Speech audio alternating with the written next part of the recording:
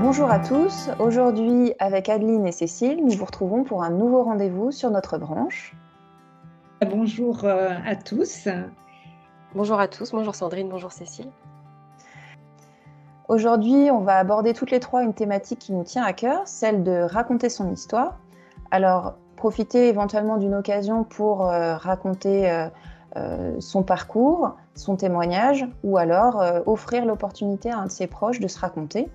Cécile, je te propose du coup de nous expliquer ta façon de procéder dans ce genre d'exercice. Alors pour se raconter, moi je propose plusieurs formats. Le premier d'entre eux, c'est de pouvoir se raconter par l'intermédiaire d'un atelier collage, en individuel ou en collectif. On utilise toute une banque d'images pour organiser son récit de vie et en faire part à la fin de l'atelier. Je transcris, si la personne le souhaite, les propos et j'en laisse une trace écrite.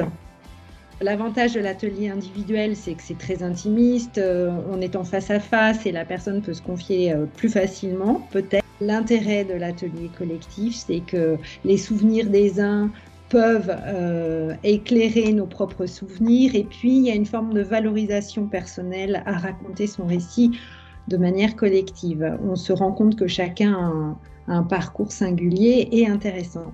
Donc chacun dans nos familles, on a des souvenirs et on a des photos. Ce que j'aime, moi, c'est pouvoir les partager et quoi de mieux que de les mettre sur Internet. Donc, de créer un site familial privé où l'on peut partager nos archives personnelles et nos photos familiales, je trouve que c'est très intéressant. Et donc, ça, c'est aussi un cadeau qu'on peut offrir. Ensuite, il y a les entretiens biographiques qui sont un petit peu plus classiques, je dirais, mais qui sont extrêmement intéressants, où l'on peut se raconter et ça peut donner lieu soit à une trace audio ou bien à un ouvrage classique, un album de vie, ce que j'appelle un album de vie ou une biographie, enfin quel que soit le format, c'est une trace écrite et là je pense que ça rejoint pas mal le travail d'Adeline. Oui, tout à fait. Moi, ça colle un petit peu à ton dernier exemple. Bien évidemment, on est toujours sur du sur-mesure, ce que j'appelle moi la collecte de mémoire ou la collecte de souvenirs auprès d'une personne. Donc des temps d'échange où pendant 2-4 heures, en fonction un petit peu du souhait de la personne, on va échanger et elle va me faire part de certains souvenirs, alors soit liés à toute sa vie, soit liés à une période bien spécifique ou à un lieu où elle a vécu à un moment donné.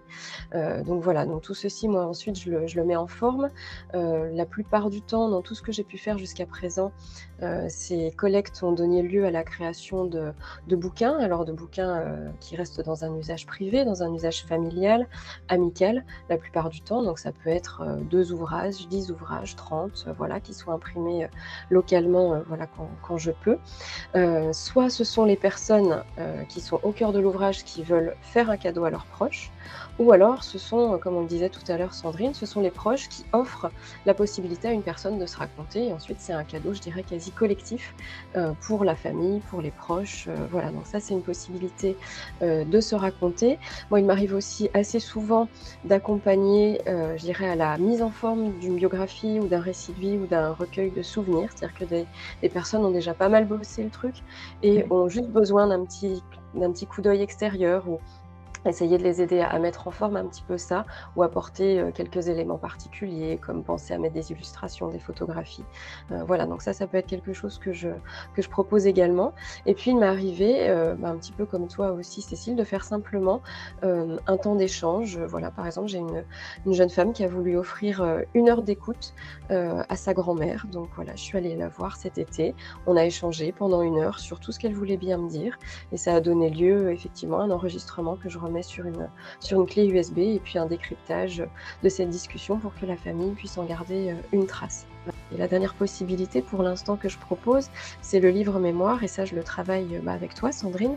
C'est toi qui m'as mis le pied à l'étrier et c'est vrai qu'on a eu l'occasion toutes les deux d'en faire deux pour un anniversaire de mariage et tout récemment un cadeau de mariage d'une maman à sa fille. Donc je vais peut-être te laisser enchaîner là-dessus.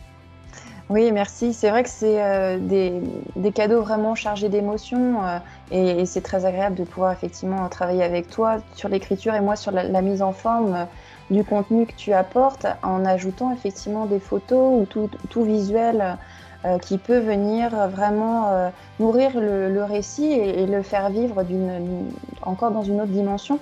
Donc c'est vrai que le livre mémoire, ça permet vraiment d'avoir ce parallèle avec les visuels, les documents d'archives que vous pouvez avoir, les photos anciennes ou même des documents ou même des photos d'objets qui peuvent être incrustés.